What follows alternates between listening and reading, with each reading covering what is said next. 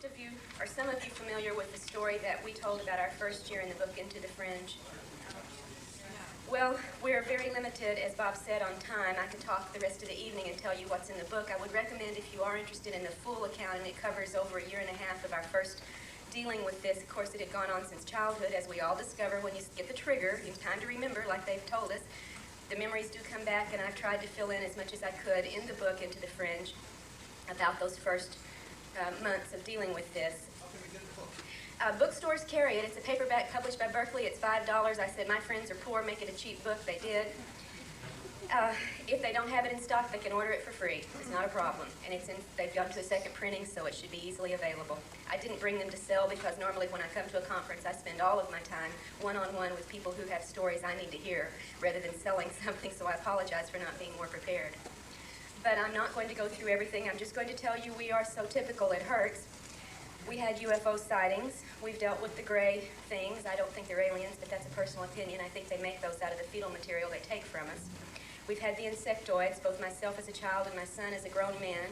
We've had the reptoids, and they leave their nasty little claw mark signatures, and besides dealing with them, if you've dealt with these beings, you've dealt with something pretty robust and pretty aggressive, and we have, unfortunately. We've had the voices that talk to us in the night and in the day. We've had the typical missing time scenarios. We've had the helicopters buzzing the house all manner of day and night, and the other kinds of seemingly human harassment, being followed, having the phones interfered with, mail stolen and interfered with. We've had the body marks of every sort, from the punctures, the bruises, the claw marks, the scratches, the slices, the cuts, the triangles. It's a very typical story, but the details in everyone's story, what is most typical is that there are always unique elements to it. It is not a pattern that everybody gets imprinted with just certain things, and if any researcher tells you that, they're not a person who's been through this. We've had, as Debbie was talking about, the lucid dreams or the virtual reality dreams day and night. These are contacts, in my estimation, both as one who's had them and as one who's researched them now for almost 6 years with other cases. Those are, to me, every bit as valid a contact as when they come physically and take you, because they are interfering and intruding into your reality and into your experiences through these things. We have been given the warnings, the messages, and the predictions, and I'll tell you now that within the circle of our family and friends who had these things explode in our lives all at the same time in '88 and '89, the predictions were made. They're very clever in their predictions. They give you a few things up front that do come true right off, so you'll buy the bait and believe it all, but the big predictions they made have not come true. And they have, of course, told us we have our jobs to do. I hope to God I'm doing mine now, and I hope I'm doing the right one and not the one they may have decided I needed to do. But I think working with others, being supportive, keeping people from feeling as lost and alone and frightened as we did in the beginning is a very important job, and I do it full time. I no longer teach college English. This is what I do, and I don't do it for pay. And believe me, I have proof here that you got to have a support system of some sort. Somebody's got to do that, and I thank God every day for my husband. So these are the typical things that I talk about in the book. I thought I would focus for this experience, or this event, on some things that didn't get included in the book so that you won't read the same thing as you're hearing now. As I said, it only dealt with our experiences from December of '87 when the trigger sighting for my husband occurred, and he'll talk on his own about some of these things, through about the beginning of early '91, and of course things have continued since then, as they always do. Some of the things that weren't covered in the book, however, occurred during the time frame of the book, and I simply didn't have the background to put it all together. I had the job I could do in a limited time. When Debbie talked about losing her dog, I got my own emotional response to that because we had a similar incident in our backyard in the summer of '89. We were having an intensive series of very repressed events, nonetheless leaving their signatures, and we could not make heads or tails out of what was going on until at least one point, whatever manifested in the backyard left its circle. Unlike Debbie's, it wasn't on the ground. It was about 2 feet off the ground in about a 30-foot diameter circle that took in the shrubbery and the trees that were within this circle. Trees on one side of the yard exploded, twisted, and blackened. The shrubbery across on the other side of the yard melted, flattened, and fused back together and kept growing. We have this, has been tested by 2 different university labs. They don't know what did it, or at least they're not saying. They don't have an explanation. And we had a dog in the backyard at the time who, instead of developing the massive cancer, the vet said the entire immune system was shot out and the dog began to suffer open, oozing, bleeding sores to such an extent, as well as the cataracts and the deafness, that it had to also be put to sleep. So we have only that physical evidence to offer those of you who say, where's your hard proof? Well, I've got the melted, fused shrubbery. We've got the dead dog report. We've got Only very few things. If you want hard evidence, you're going to be very frustrated. You're going to have to either listen and take it as it feels to you when we report what the scientists call mere anecdote. But the mere anecdote is the truth from case to case to case. We also had the little phone man in the backyard during all of this that I didn't report on. We had a very large security fence around our home that was padlocked from the inside. You could not get in from the outside without internal admission being given to you. And I came home from teaching one day and found a little Oriental man in a phone uniform in my backyard messing with the telephone box. And I could not figure how he got into the backyard, and I was very disturbed. And what are you doing here? And he was very smiley and very sweet and said, oh, we're just replacing all the phone lines on this block. That's all. Don't worry about it. Go about your business. I checked with all of my neighbors, and nobody else had a phone man in their backyard. I don't know where that came from, but we had such phone interference. I tend to think it wasn't merely a bugging. They can bug you without touching your lines. This was not a necessity if they simply wanted to listen to us. We do assume now we are listened to. We just don't think we can keep any secrets, so it's not a problem of what we're trying to keep back to protect ourselves. We feel the only protection is to talk about it. If we talk about it openly, maybe they'll quit bugging us so much in private. We also had, you've heard of MIBs, we had an MIBC. That was extremely unusual. A few years before, the day before we were leaving to go to the Ozark UFO conference, which if any of you are in the Midwest or want to come to another excellent conference, I certainly recommend. It'll be Easter weekend in Eureka Springs in Arkansas, and we go every year. We were talking on the phone, and this is one of the things about phone interference. When they start cutting you off and messing with your conversations, in our case and many others, it's only when you're talking about UFO material. It's not when you're getting a recipe from mom. And we were discussing plans to go to the conference on a long-distance call, and as has happened innumerable times, the phone went click, click, click, and went dead. In every other case, we've been able to hang up the phone, pick it back up, redial, and continue. And this time, it wouldn't reconnect. And I tried, my husband tried for several minutes, couldn't get a line, and we were getting very frustrated because this wasn't our normal kind of interference. We wanted to complete that call, and my husband's a wonderfully kind, mild, gentle-tempered man, but this was pushing his buttons at that time. I'd given up and started out the door. It was all in the living room, a long living room where the phone was, and I started out the door to go to a neighbor's to report the phone being out of order, because this time apparently it really was. And as I reached the door, he was still hanging up and trying and hanging up and trying, and finally just had enough and started, and I won't use the language, cussing every intelligence organization the United States has by name, let go of my phone. And as he was doing this, I started out the door and saw at the picture window a huge black sedan, very shiny, pull around the corner and start creeping up in front of our house. The windows were very darkened, but I could still see in it a single man driving the car with a short crew cut, a black suit, a white shirt, a black tie, big black sunglasses. And since the house was on the passenger side, he was leaning way over, looking out the passenger window directly into my face in the window. And I turned to my husband at just that point long enough to say, honey, come here, there's a big black car outside. And then I turned back around and the car was gone. And our street is 2 blocks long before you can get off of it in a residential neighborhood, and I was out the door in a matter of 2 seconds, and there was no car anywhere, so we had men in black car disappearance. And when he mentioned, I think it was the cussing of the NSA, miraculously, we got our phone back. Congratulations. All right. You know, I would go along with what Debbie told you. Fear is not something that's useful for someone who goes through this. I deal with, in my research, a great deal of disturbing, traumatic, and negative material, but I am not a disturbed, traumatic, or negative person. In fact, I'm a very joyous and happy person, and this joy has grown through the last couple of years to such a point sometimes I feel giddy with the joy and the knowledge I'm doing what is right. So apparently dealing with the bad doesn't turn you bad. Doing what is right and dealing with it gives you strength. I have no more fear. I think that the one thing we've learned from individual cases is if you're having some things happen you want to resist, don't react with fear. If anything, react with anger. They don't like that. They suck the fear from you every chance they get, but you throw anger at them and they're out of there. We had an event in 1988 in the middle of the night that began with a certain series of sounds and events, and we had a dual missing time of 30 minutes during this, and we were very frightened when it happened.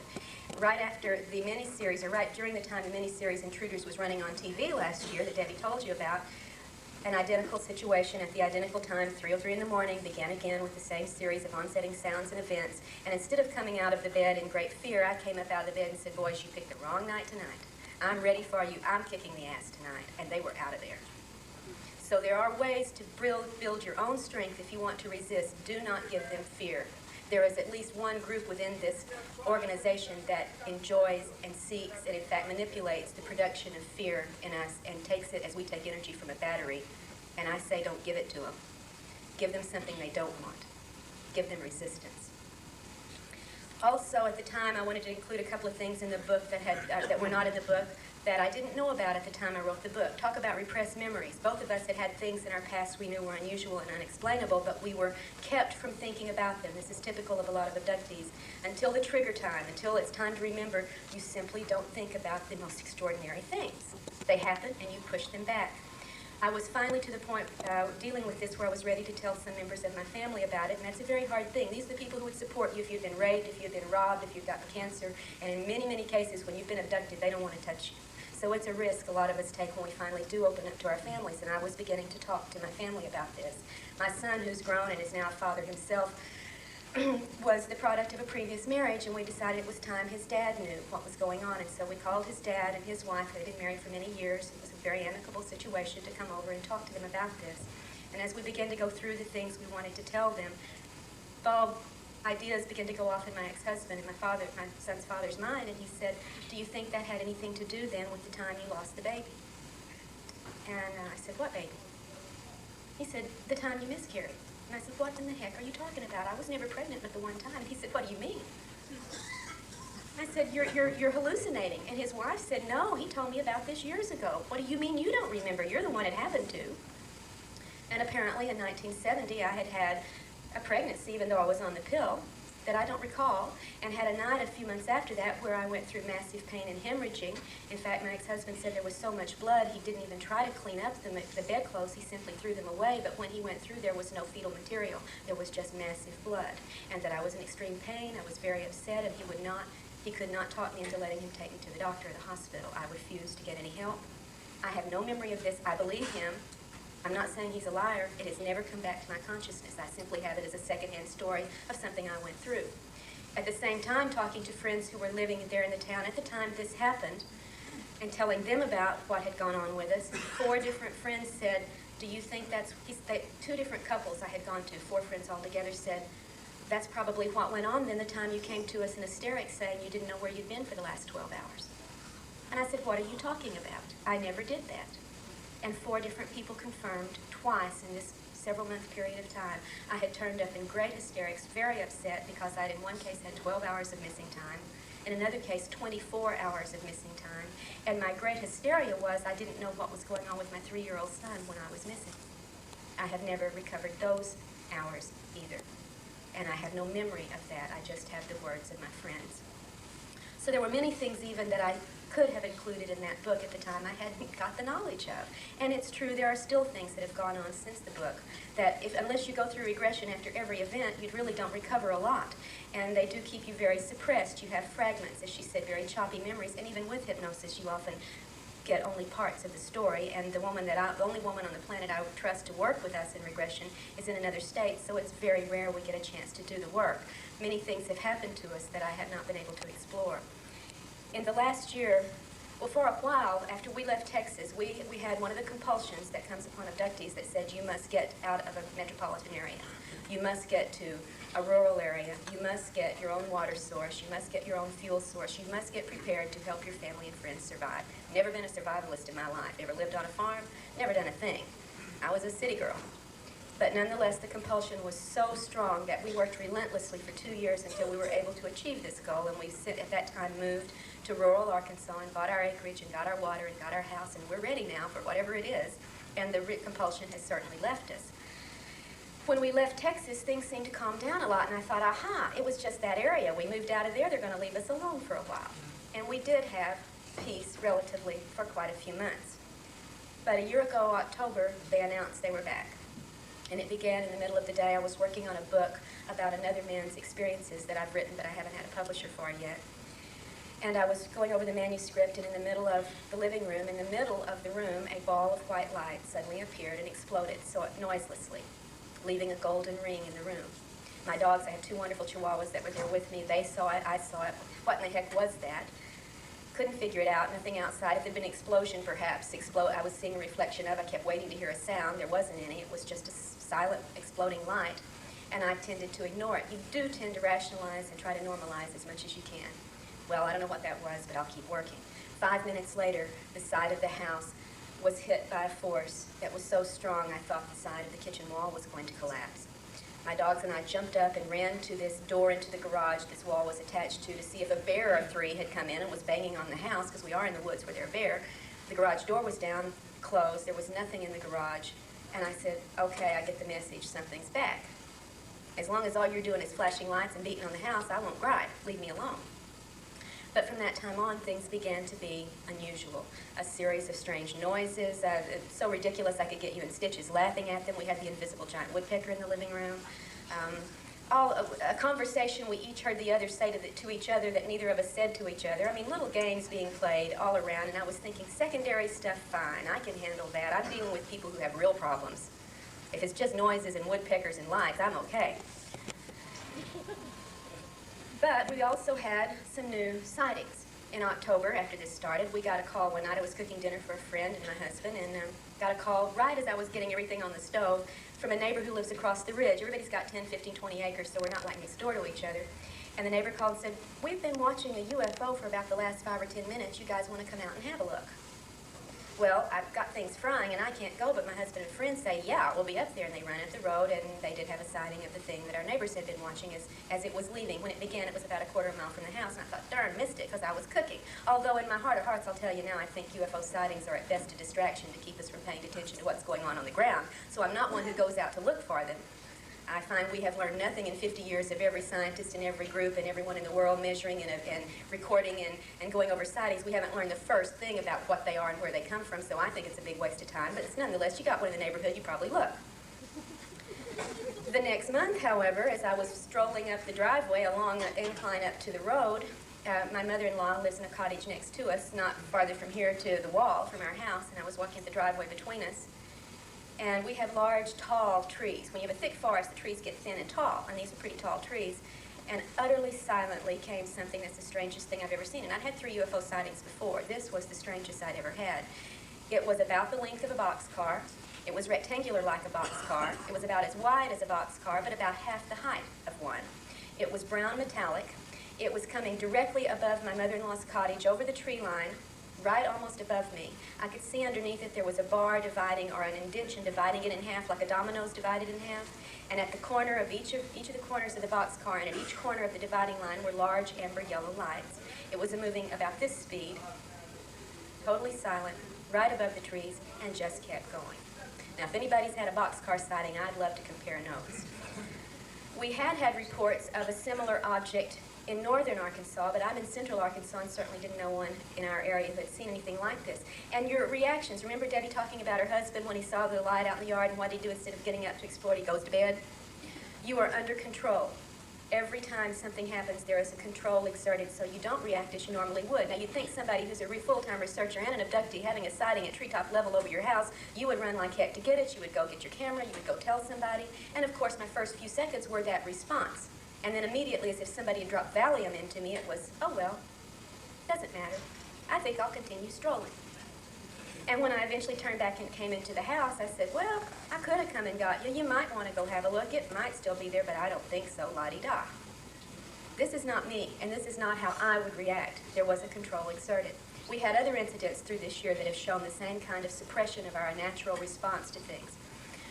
Do you want to tell about the one you saw at the window, and I'll leave that to you? Okay. I had an incident. We are near a military base in the central Arkansas area that does training flights of C-130s.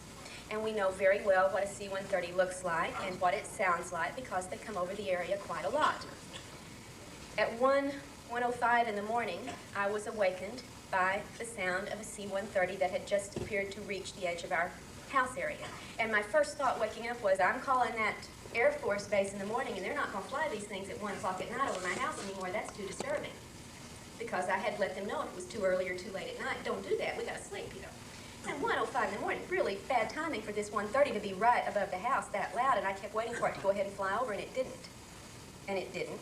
And it didn't. We had a C-130 sound hovering over the house for about 5 minutes. Did I get up out of bed and look? No. Did I wake my husband up? No. 5 minutes later, what do? Say, oh well, I go back to sleep. I have not had a chance with regression work to see what may have happened at the time. But again, this is not how one normally reacts. And then, as I talked about last night, I had the contact in May where I had the Jacob and Esau scenario played out. and I think most of you may have heard that if you were there last night. I hate to be repetitive. I was going to save it for tonight, but I was asked to talk about it then. This was the only time since 1980 that I've had a contact in which I was not, to my knowledge, abducted. I was given a message, a warning about the deception being used in the manipulation genetically of the race to change our species into something more useful for these beings' purposes than what we currently are. Apparently, whatever they did to us in the beginning to make us useful has petered out, and they need to do some more messing with us, and I was given a scenario based on a biblical story to warn me about the deceptions being used to do this, but I was not, as far as I can ascertain, abducted, nor was I physically touched, and for that I am profoundly grateful. It may have been then from the good side that sometimes does seem to give us some help and some information, which I had been praying for very deeply for about a year, and I appreciated having the difference. In my mind, I have used the rule of thumb till I know better. Good things don't abduct. We don't allow humans to abduct us. We call it a criminal offense because it is on every book, I think, of the laws in this country, a criminal offense to do so. And I don't think that anything has the right to break those moral laws against us. I wouldn't accept it from you, and I won't accept it from them, so I was very grateful to have an encounter from a force other than the abducting, poking, probing type that gave me information I had been asking for. I think we need to pay attention, but even with that, to be cautious, to be skeptical, and to take nothing at face value. The Bible tells us to test and try the spirits. It doesn't say believe every word they tell you. And I try to use that as my rule of thumb. More important than what is, I'm talking about personal experiences here, but part of my personal experiences are the research I do with other abducted cases and other people who are wishing to make sense of theirs. And I'm very fortunate to be contacted by some extraordinary people whose events and experiences I learned from. I hope I'm helping them as well, but I know I certainly benefit from it. And there's where the focus of my personal work is right now, with especially right this moment 9 extraordinary women around this country whose cases make ours look like a Sunday school picnic as far as intensity and information. I do have a publisher for this book. It should be out late next year with any luck on my part of getting it all together. And I hope you'll have a look at, because the things we went through are so illuminated by what these people have gone through that we've learned reams from dealing with these parallel events. Much new information is coming out on those that shed light on, for instance, the military abduction my husband had. We have 4 of the cases of these 9 women who've had intense military intervention and activity in their experiences, so we're working to put this material together for all of us to learn from. We've also begun to get a lot of extremely important and precise information on the nature and use of the implants that people are having, and they trade them out. You don't get one in the beginning and they leave it forever. They trade them out, they put them in different places, they have different functions, and some of it's extraordinarily important for us to start understanding and trying to deal with. And I hope that the information I've gathered from these people in my personal research will be available to all of you as soon as possible. The good news I want to share with you in our own case and with some of these others is that something seems to be changing. It's not SOP anymore. Standard operating procedure is shifting. Not only does there seem to be a clear sense of increased activity on the parts of the aliens, but there seems to be an increased experience on the part of the abductees to be resistant, to be more empowered, and to begin to see through the illusions that the deceptive ETs very, very often use to manipulate us. And for this, I am very hopeful and very joyous. We are having case after case now in the midst of an encounter where an illusion is being offered or thrust upon the person and they're not buying it. They're seeing through it and they're calling the bluff, and it seems to be making a lot of difference. I am very moved by and heartened by one of these 9 women who will be in the book. She goes by Anita in the book, who has never had hypnosis. Nobody's planted anything in this woman's mind. We have not even met face-to-face. We've done all our research through correspondence, phone calls, and family questioning and investigation on the surface level, the conscious level. Throughout her life, her family has had many of these experiences. And she was reminding me the other day of how, like I said, we're beginning to see through the illusions. She said, you know, the little white ones, what they call the gray ones, I guess, she says, I got the distinct sense they could care less about us. They have a job to do, and they do it as best they can, and we're more or less just the project. She says they don't tend to try to make us feel very good one way or the other about it. But she said the tan ones, now they're different. She says they really take a great deal of effort to try to convince us of how much they love us.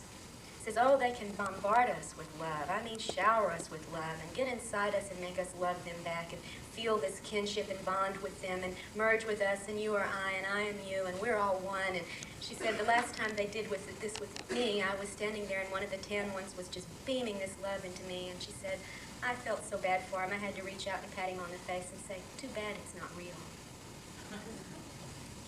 Seeing through the illusions is the big step forward that people are making one at a time, and I'm very, very hopeful that we're going to be developing a resistance technique, and it's going to happen one at a time. But I think it's spreading quickly. In fact, I think we're doing now what other species in crisis situations have done throughout history. You put a species into a deep enough crisis situation and something starts to change. If it's mutating, if it's evolutionary leaping, I don't know what you call it, but they begin to develop new capabilities, new even physical manifestations to give us a chance of surviving this crisis.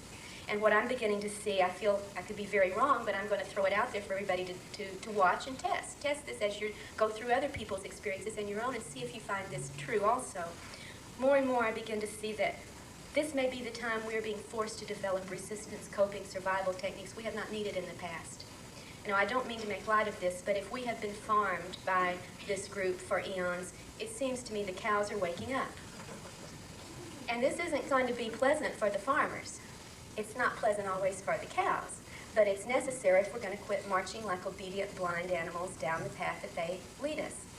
Perhaps this is a time where we're moving from the bicameral mind to the tricameral mind. Perhaps it's a time now we're developing new perceptions, new mechanisms, new abilities to perceive these things coming into us from other dimensions so that we can deal with them in a more resistant and more equally prepared and a stronger way. And as I see this from case after case where people are penetrating the illusions, learning how to stop and resist things they don't want going on, I tend to think that is our hope. We're not a dead species. The game isn't over and we haven't lost. These beings go to so much trouble to make us think there's nothing we can do about it that I think they're lying.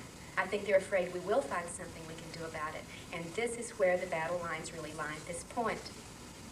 At least it is my hope. Now, I've talked about just some of the details since the time of the material in the book. I hope that if you're interested, you'll be able to find it and catch up with us. It's an ongoing thing, and I will keep you informed along the way. But details are one thing. What really hits home is how it feels. And I have left that to the most eloquent member of my family, my husband, to talk to you from the inside, from the abductee point of view, and I hope you'll make Casey very welcome.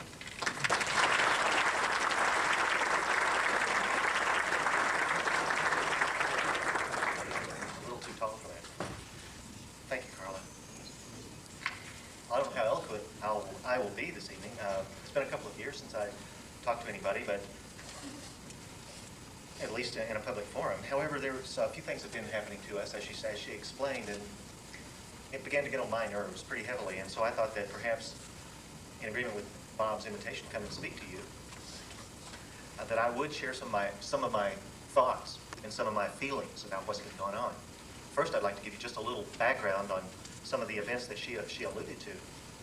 It was about a year ago, I believe, that I woke up one night having had this remarkable dream about a UFO, a very bright UFO, sparkling and leading these trails that people often report, hanging down from it, descending behind a ridge that would probably lead right over the river that we're about a mile from, the Arkansas River. And I thought, wow, what a dream. It was such a shocking dream that I decided I'd get up and go to the living room and look out the window and see if there was anything there. And lo and behold, the very thing that I had just dreamed was enacted right before my very eyes. Well, I thought, wow, that's great. I think I'll go back to sleep. Well, I did. Just immediately, she asked me, what am I doing? And I mumbled something about, oh, there's a UFO in the backyard, and I went back to sleep.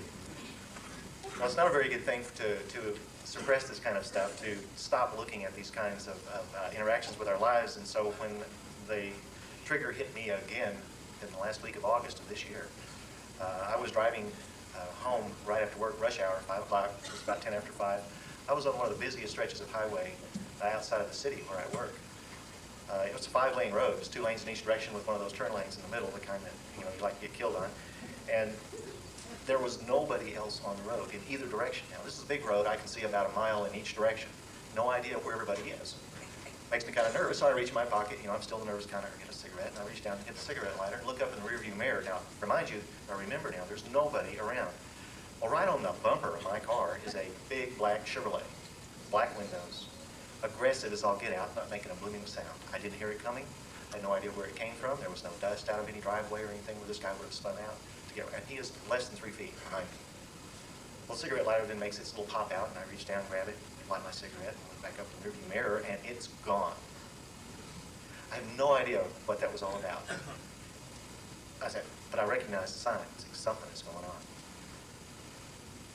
About a week later, I had a dream, one of these lucid type dreams that you've been hearing more and more about. In this dream, instead of being, floating around the clouds or maybe an astral trip or something like that, I had weight. I had weight, and I had temperature, and I had sight and smell. And I was on a stage.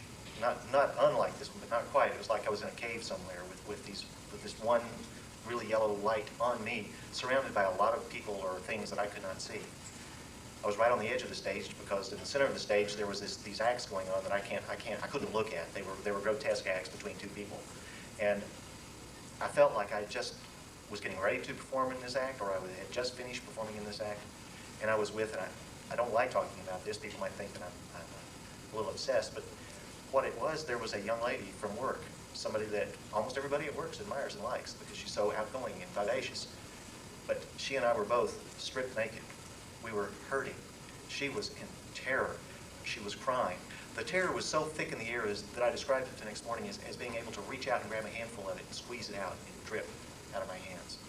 Well, what I felt was not a lust or a feeling of excitement. What I felt was sorrow and pity, and all I could do was hold this person and tell her how sorry I was, and that it was going to be okay, and that we were going to get through this. And I felt real warmth, real touch. It was not like a dream, any dream I'd ever had.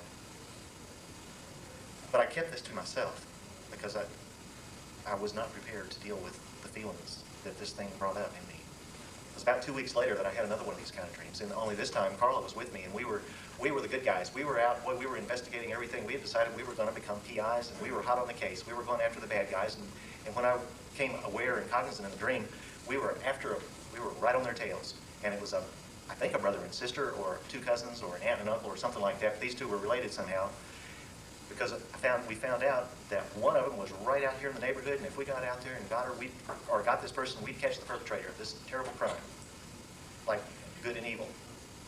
We took off after him, and we played arm in arm. We floated just as fast as we could possibly go. And this person was just right ahead of us, and I think we were all on feet, so that's why on foot. So that's why I think it was a dream, but it was an object lesson, because when I got right up to her, she turned around, and well, actually, just as we got up to her, I got this feeling that this one is the innocent one, the other one, the one that you did not chase, was the bad guy. This one is perfect. This one is sweet. This one is innocent. Alluring, yeah, but I mean, let's not worry about that. This is something for you to follow. But that was not what was really going on. Perfect innocence. Again, jeez, what a dream! I told him I have this dream, that we're the good guys. We're the PIs. We found out who the bad guys are and who the good guys are. And boy, does it feel good to know who they are. 2 days later, I'm walking down. Now, I never did see the face of this person, but I certainly knew what it felt like. 2 days later, I'm out at the mall in town, having just finished lunch with a friend of mine. We were walking back through the mall, going up to the parking deck. Around the corner comes this woman. It is the woman. I've never seen this person in the flesh in my entire life, but at the moment that our eyes met, you get those feelings of recognition from sometimes from people where, I know you, I've met you before, we are really good friends. For a split second, I couldn't even tell if it was a minute, a full second or 2, or just a half a second, there was a complete communication between the 2 of us. She opened her arms to say hi, her eyes got wide, I could see the smile, and she said hi. And I said hi right back. It was like, and then all of a sudden I felt myself seeing me through her, and I got the impression that she was seeing herself through me. I thought, wow, what a wonderful experience. But something wasn't going right, because that Friday night, Karla and I went out with some friends of ours, and when the evening was over, we had about an hour's drive back to our home in the forest, and I just had to tell her what was going on. I said, look, I had these experiences, I had these dreams. This was perfect. We know who the good guys are, we know who the bad guys are, we're hot on their trail. But I didn't feel right. But I thought that I had received the message that we're doing the right thing, that we will find who's good and who's bad. Turns out that, well, actually it was about this last weekend, that my perceptions had been so clouded by what I wanted to be right, what I thought was right, that I had failed to recognize the important thing is, what do I feel is right?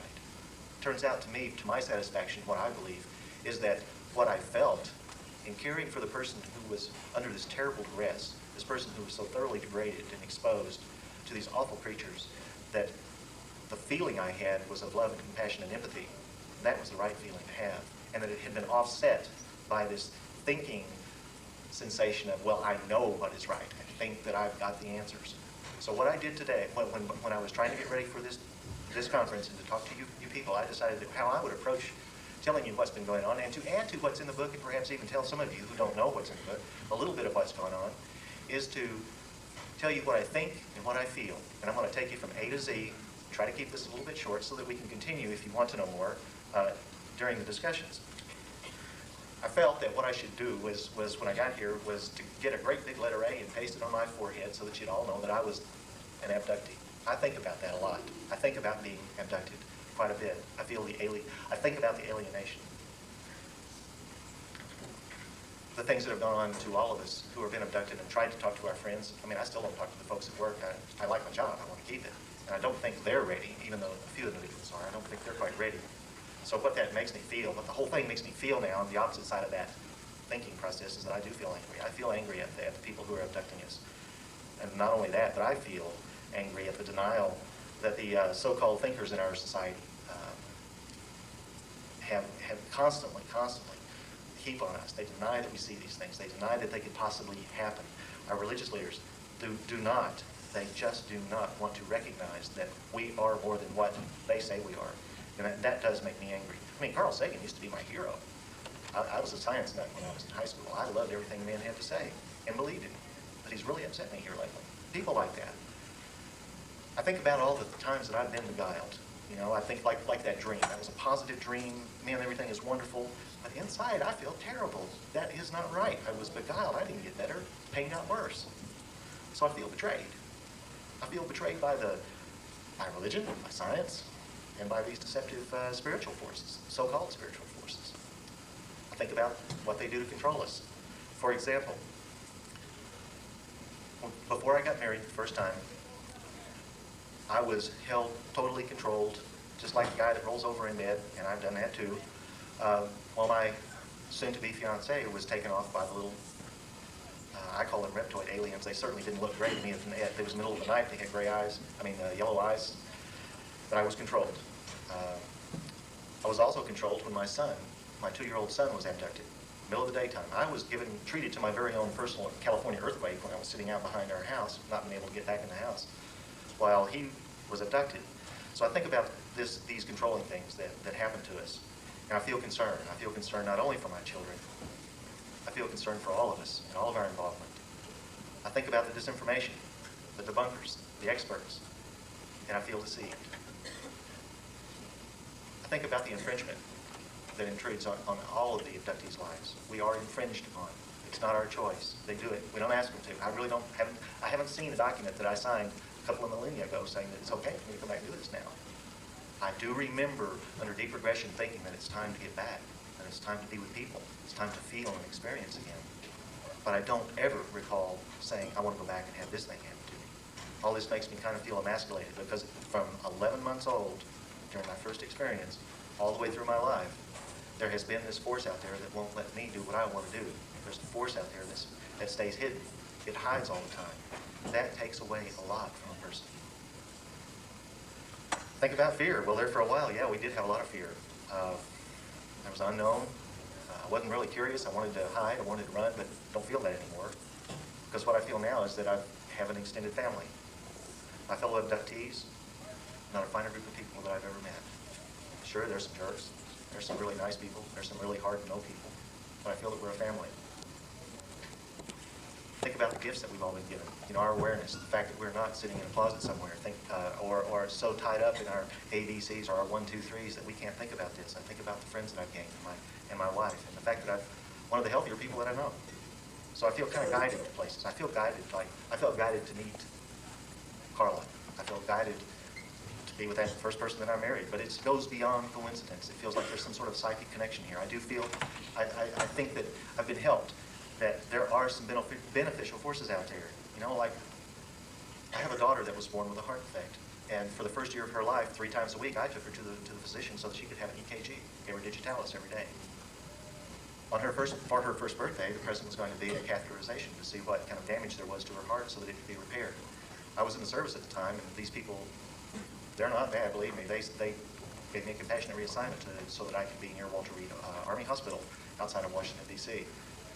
My daughter was checked out by the head pediatric cardiologist at Walter Reed Hospital. She did indeed have a heart defect, and it was a major one, and he agreed with the medication that she was on and wondered why we hadn't had surgery done before. But then, after having gone over the records that came with us, she was able to see that, they had done the right thing, and she really probably wasn't strong enough to handle a heart operation at that time. The night before her operation, a bunch of my friends and my family got together and we prayed for help. We asked for help for this young child, not for any of us, not to make us feel better, but so that she could have a good life and enjoy life. The next morning, after my daughter went through the catheterization, sitting out in the lobby, the doctor came out, face as white as his coat, said, "Sit down." Next thing out of his mouth was, "Do you believe in miracles?" Something happened to that young lady yesterday. Her EKG is perfect today. We don't know why. We could see where there was a hole in her heart the size of a nickel. Now, this is a very tiny child. Huge hole in her heart. It's closed down to a tiny pinpoint, something that's never, a lot of us have. It's not going to give her any trouble. And she never has had another bit of trouble with her heart. So we do have some beneficial agents out there, something that does care about us, something that does help us. And I'm really thankful. But at the same time, I feel like, there's been an awful lot of harm that has happened too. Friends of mine have been killed. This is not the same spiritual force. I know that there's things that are out there that are harmful. I feel there are things out there that are harmful. I think about the invasion. It's like, golly, here we are thinking that we're the only thing in the whole universe, and find out, no, we're not. We have been invaded, and I was implanted with something at the age of 12, and I was raped at the age of 13 by an alien, female-looking type creature. Yeah, I've been invaded, and that makes me feel indignant. I get really upset about that. Those kind of beyond anger. Hey, they don't have the right to do this. On the other hand, here I am. I'm a Libra. Those of you that like to think about that sort of thing know that I'm going to sit here and weigh these things back and forth. So I really do try to come up with some justification. Is there any justification to what's happened to me? Turn out rationalizing things, but I still try to come up with a justification for it all. But I don't really feel there is any justification for the types of things that are going on with us. At the age of 5, I felt truly judged. One afternoon, I remember laying down to take a nap. Next thing I know, instead of sleeping, I'm being carried off by my mother and my aunt to a school. I'm 5, never been to school, don't know where this thing is. But I know something's wrong because the sky's green, the clouds are orange and black, and the school is totally deserted. Nobody's left but this really old janitor who proceeds to take me by the hand away from mom and aunt, puts me in a room where there's all of these panels and instruments, and boy, do I go through stuff. Still haven't been able to recall everything that happened, but I do know that when it was all over, he kind of booted me out and said, "Time to go, kid." Next thing I know, I'm waking up in my bed. Was indeed judged that day to some degree. I really feel that I was judged, put through an intelligence test, perhaps. Along the way, though, something has happened that's kindled a spark of human dignity within me. Despite of all the fear, despite of all the anger that I have, I know that there's something good inside of me, and there's something good inside of all of us. We deserve better than the way we're being treated by these creatures. And I really do have feelings of kindness for my fellow beings. Those of us not only that are being tortured and abused, but all of us. I care about all of humanity. I can't love them all. I'm not nearly anything like Mother Teresa, but I still have a feeling. And since I was a child, first grade, the only person I remember in the first grade was a little fat girl who nobody liked. Made me feel so bad. And found out she was a great person. We had a good time. We had a great time. She was a wonderful person, but she looked different than everybody else. I think about all of the lies that everybody's told us. They're everywhere. And I feel a loss of the innocence that's beyond the human cause. I don't think humans caused this feeling of loss inside of me. Think about all the manipulations. I didn't want to marry my first wife. I didn't like her very much. I couldn't stop it. I was manipulated to ask me. I never intended to ask this lady to marry me, and it just came out of my mouth. Never intended to marry her. I was at the altar. Never intended to stay married to her. 11 years later, I still am. It took me a while to get over that one. And I feel mutilated, I feel that the implants I had up my nose, I think it was 12 years old, had an implant up my nose, and I had my hand burned almost all the way through by some kind of device. Doctor couldn't tell. He had no clue as to why he could look down the middle inside of my hand. It wasn't a burn. It was just like a clean hole scooped into my hand. There was no trauma, none whatsoever. Something since then has apparently come out, because every once in a while little flakes of something come out the bottom of my palm. So I don't know what was put in my hand at that time, but I definitely know something was. And the very thing that triggered my whole memory and started the whole book and got Karla and I into this was in 1987 when I was abducted, taken aboard something, and put into a really smelly, stinky place by these really crude, awful creatures. My legs up near in my chin. Something grabbed a hold of his scalpel or some device and just took it down my leg and said, "Now you're going to remember. You're going to remember this." And that's when I got that scar that they wanted to put in Karla's book, but it wasn't a good enough picture to reproduce on pulp paper. But I have about a 2.5 inch scar on the back of my leg it just healed up overnight. Don't know where it came. I do know where it came from. I didn't at the time, and it sure did make me mad. I remember being angry at the scar, but not really having any kind of place to put it.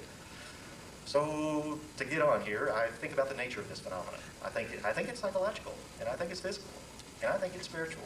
It's all of us. It's the whole thing. The nature of this phenomenon is everything that we are. I think that we humans are. I feel needed. I think this has given me a way to relate to people in a different way. I like to be there for my fellow abductees. I really feel that we need each other.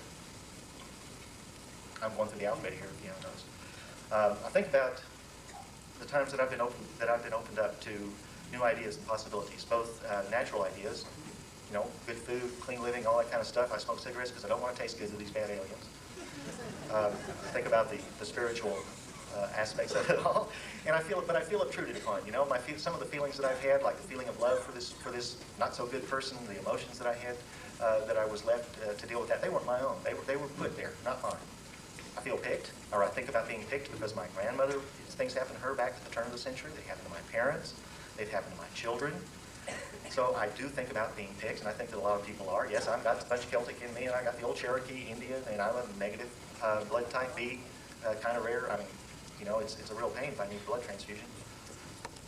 And I feel panicked sometimes. What's next? But I'm not too worried about that. Yeah, I think that I've become more questioning. I'm really curious. I do want to have answers. I come here, I go there. I really try to keep up with everybody. And at the same time, I feel there has been a quickening. There's been like a life generated here that needs to be nurtured. Need to expand my mind to stay up with this life. I think about reality. Is it or isn't it? There was a while ago that I just wanted to get a great big bumper sticker, stick it on my car, and it says "Reality isn't." I do feel ready. I have a feeling of readiness, though. When I was in the service, the motto of the group that I was with was always vigilant. Two simple words, and I always try to stay that way. I think about the symbology of the whole thing, like the UFO and the triangle cuts and the marks that we see on each other. And I feel sad. I feel sad at the abuse at each other that we all suffer from. I feel sad about the deception. I want to know the truth. I think a lot about the truth. What's the nature of it, and how in the world can we judge it?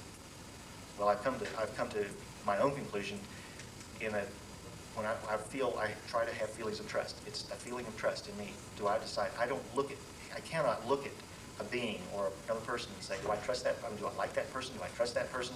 Do I let my head make this decision? No, it's time to let my heart make that decision.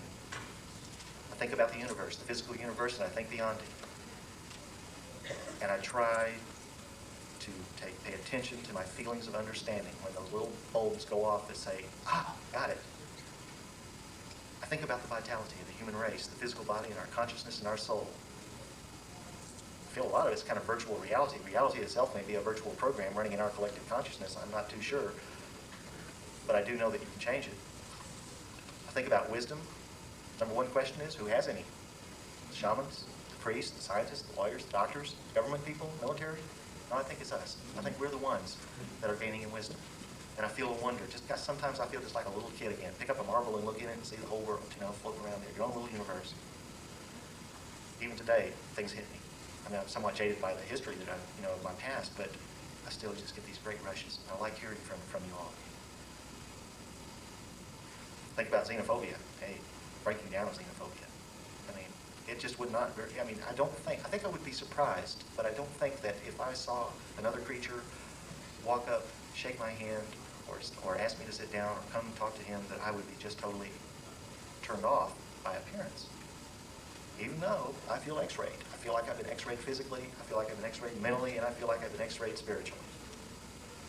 Think about the lost youth I didn't have. I mean, 11 months old, this guy picks me up, and from then on, I'm looking around to see what in the world's going on. But I never lost that yearning, those feelings of yearning for more. Finally down to the Z's. Think about the zeal with which you and I and all of us have approached our own agenda, how we've decided to come here. This is the place for us. We're not going to let go.